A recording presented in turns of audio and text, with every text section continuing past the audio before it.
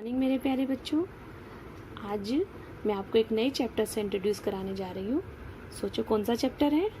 चलो सोचो, मैं अभी स्टार्ट करने जा रही हूँ। देखिए कौन सा चैप्टर है, चैप्टर 5। तो आज हम चैप्टर 5 पढ़ेंगे जिसका नाम है सोर्स ऑफ वाटर।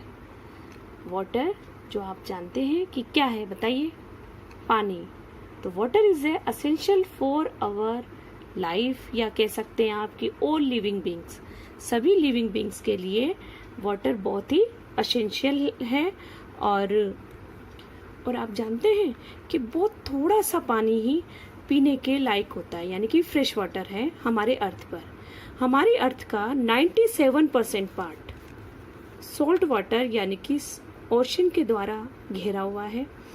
तो बताइए, जब 9700 में से निकाल दिया जाएगा तो कितना परसेंट बचा? ओनली 3%। 3% वाटर ही हमारे लिए पीने योग्य होता है। इसीलिए बेटा हमें पानी को बहुत ही सोच समझकर यूज करना चाहिए। ये हमारे लिए सोने चांदी से भी हम कह सकते हैं कि महंगा है। दूसरा, एक और जो मैं आपसे बात पूछना चाह रही हूँ कि आप जानते हो कि पानी भी अपनी फॉर्म, यानी कि इट्स चेंज अवर फॉर्म, ये अपनी अवस्थाओं को बदलता है। अब आप कहोगे कौन सी फॉर्म मैडम? पानी तो लिक्विड होता है। हाँ बेटा, पानी लिक्विड होता है, बट जब हम इसको कूलिंग करते हैं, ठंडा करते हैं, तो फ्रिज में क्या होता है? It will be change in cold, यानी कि आइस में चेंज हो जाता है कूल होकर। ठीक इसी तरह से अगर हम इसको हीट करते हैं, यानी कि गर्म करते हैं, तो it will be change in vapour. वो पानी वो भाप में चेंज हो जाता है। तो इस तरह से पानी अपनी अवस्थाएं बदलता रहता है। तो बेटा मैंने ये कुछ इंट्रोडक्शन दिया है आपको कि पानी क्या है और ये किस किस फॉर्म में पाया जाता है। ये जो देखो, ये पिक्चर कौन सी नजर आ रही है आपको? ओशियन। ओशन क्या होता है? एक वाटर की सबसे बड़ी बिगेस्ट आप कह सकते हैं कि बॉडी होती है या सोर्स ऑफ वाटर रहता है, पर ये सॉल्ट वाटर होता है। यहाँ पर यानी कि हमारे अर्थ पर there are 4 ocean in the world. Mainly 4 होते हैं। पहला पैसिफिक, अटलांटिक, इंडियन और आर्कटिक। ये नॉलेज बेटा आपकी देखा जाए तो ईवीएस के लिए भी ज़रूरी है, और जब हम आगे जो मैपिंग करेंगे उसके लिए ये बहुत ज़रूरी है, इसलिए ये नाम आप लर्न कर लेना। तो अब हमने ओशन के बारे में पढ़ा और अब हम इस चैप्टर को शुरू करने जा रहे हैं। Water makes life possible.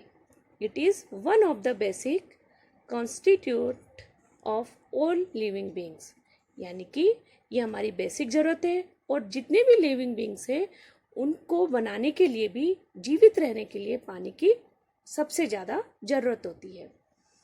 Around 70% of our body is made up of water. जो हमारी बॉडी का जो वेट है उसका 70% पार्ट पानी से बना होता है। Water is found in pond, lake, river, sea and ocean. It is found below the surface of the earth as well. कि बेटा ये हमारे मेन सोर्स ऑफ वाटर है जहाँ हम पानी को पा सकते हैं। इसके अलावा जो हमारी सरफेस है अर्थ की, उस पर भी हमें पानी मिलता है, और हम कह सकते हैं उसको अंडरग्राउंड वाटर भी हम उसे कहते हैं। तो चलो अब मैं आपको कुछ पिक्चर दिखाने जा रही हूँ कि मेन सोर्स कौन कौन से हैं। हाँ बच्चों, देखो ये कुछ सोर्स ऑफ वाटर है जिनकी पिक्चर मैं आपको दिखा रही हूँ। देखिए, फर्स्ट रिवर, नदी जो आपने देखा है जैसे यमुना रिवर वगैरह है ना। इसके बाद बेटा स्ट्रीम। स्ट्रीम क्या होता है? एक झरना तो नहीं, ये एक छोटा आप कह सकते हो नदी का एक पार्ट या एक स्मॉल रिवर। इसके बाद ये है बेटा रिजर्वोयर। रिजर्वोयर यानी कि एक तरह से पानी को रोक कर रखते हैं हम, और इस एक तरह से आप कह सकते हैं डैम। ठीक है, जहाँ पानी के बहाव को रोका जाता है ताकि हम समय समय पर इस पानी को पीने के लिए यूज कर सके। और ये क्या है बेटा? Main source of water. Rain main source of water होता है। इसके बाद पॉन्ड, ये आपने देखा होगा गांव में अधिकतर एक जगह को खोदा जाता है और खोद कर वहां पर जो आपका रेन वाटर है उसको कलेक्ट किया जाता है। तो ये है आपका पॉन्ड। और ये तो हैंडपंप जो आप अच्छे से जानते हो, जिसको जो आपका अंडरग्राउंड वाटर है इसको पुल करके आप इस हैंडपम्प या ट्यूबवेल के द्वारा यूज़ करते हैं उस पानी को।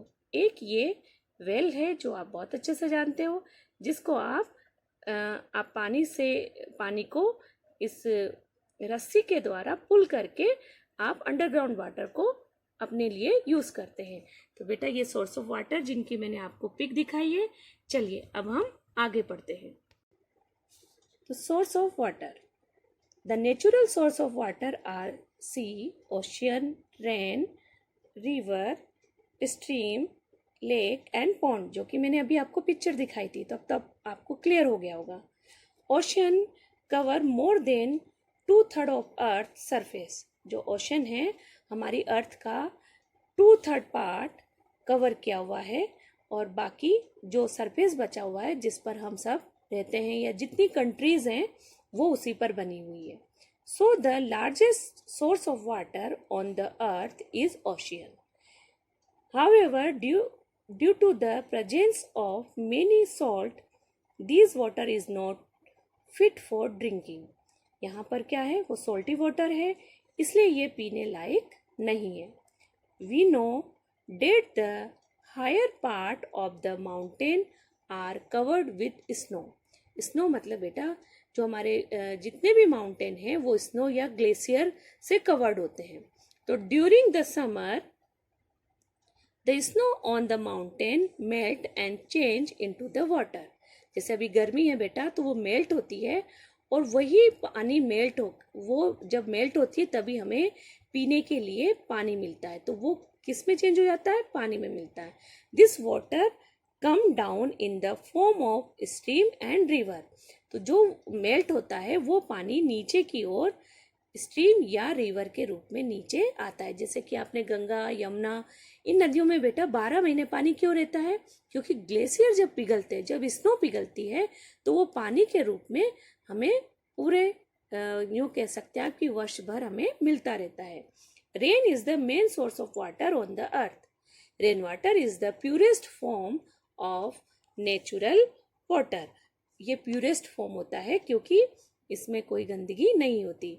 When it is rain water goes into the ground। जब ये ग्राउंड में जाता है, ग्राउंड मतलब धरती के नीचे, बेटा जमीन के नीचे जब धीरे धीरे आपने देखा पानी रिसता हुआ नीचे जाता है उसको कहते हैं ग्राउंड वाटर। तो this water is called ground water. It can be brought to the surface with the help of well, tube, wells and handpumps. जैसा कि हमने देखा अभी कि जो नीचे जमीन के पानी होता है उसको हम इनके द्वारा ऊपर लाते हैं। People in the village dig यानी खोदना, well to the bring underground water to the surface, खोद कर उस अंडरग्राउंड वाटर को ऊपर लाया जाता है। In some place the underground water is very deep, so hole are dug into the ground to and tube और pipes are sink in them. जब बहुत ज्यादा गहरा होता है बेटा वहां पर एक होल किया जाता है और उसके अंदर पाइप डाला जाता है, ट्यूब डाली जाती है, और फिर water is brought to the surface with the help of pump. और फिर जैसे पंप मतलब मोटर, जो हमारे जैसे पानी के लिए हम मोटर लगाते हैं ना, ठीक उसी तरह से इस डिग के अंदर भी मोटर को लगाया जाता है और पानी को ऊपर खींचा जाता है। These pump are run by electricity.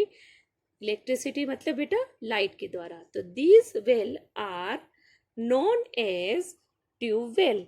तो ऐसे जिनको बहुत गहराई में खोदा जाता है और जिनमें ट्यूब को इंसर्ट किया जाता है उसको हम ट्यूबवेल कहते हैं।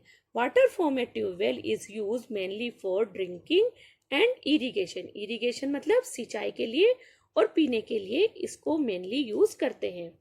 Purpose, hand pump are use in place where electricity is not available.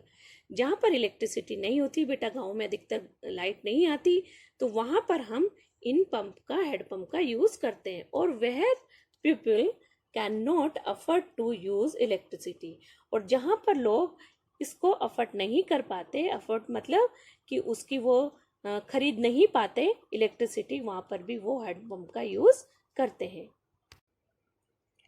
Pond, lake, river, sea, and waterfall also provide us with water. However, this water is full of germ and various impurities, so it is not safe to drink. This water is purified and filtered to make it fit for drink. यानी कि जो हमें पानी मिलता है बेटा नदियों में, इनको हमें नहीं पीना चाहिए, इनको फिल्टर करके ही पीना चाहिए। ये हमारे पीने के लिए सेफ नहीं है। आगे का पार्ट बेटा हम नेक्स्ट क्लास में पढ़ेंगे, और जितना मैंने समझाया इसको अच्छे से पढ़ना और समझने की कोशिश करना। जय हिंद।